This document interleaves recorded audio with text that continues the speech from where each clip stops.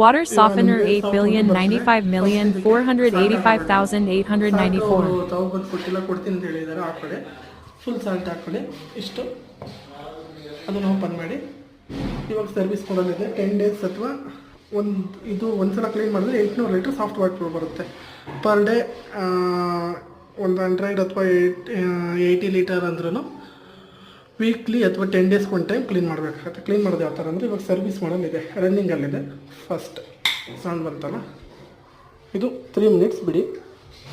3 minutes ಆದಮೇಲೆ second one ನೀರು ಬರುತ್ತೆ ಸಾಲ್ಟ್ ಚೇಂಬರ್ಗೆ, ಫುಲ್ ಬರೋ ಗಂಟ ಬಿಡಿ. Second one, third one sound ಬಂತಲ್ಲ, ಥರ್ಡ್ ಒನ್ ಇದು ಫುಲ್ ನೀರು ಬರ್ತಿರುತ್ತಲ್ಲ, ಆ ಸಾಲ್ಟ್ ವಾಟರ್ನ ಒಳಗಡೆ ಎಳ್ಕೊಳುತ್ತೆ. ಅದು ಫುಲ್ ಕಡಿಮೆ ಖಾಲಿ ಆಗಂಟನೂ ಬಿಡಬೇಕು.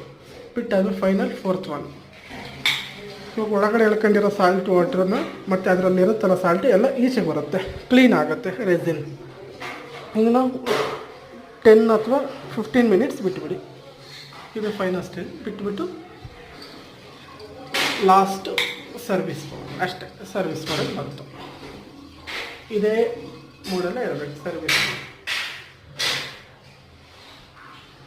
ಆಮೇಲೆ ಕ್ಲೀನ್ ಆದಮೇಲೆ ಸ್ವಲ್ಪ ಸಾಲ್ಟ್ ಖಾಲಿ ಆಗಿರುತ್ತೆ, ಸಾಲ್ಟನ್ನು ಹಾಕಬೇಡಿ ಅಷ್ಟೇ. ಅದನ್ನು ಓಪನ್ ಮಾಡಿ ಸಾಲ್ಟ್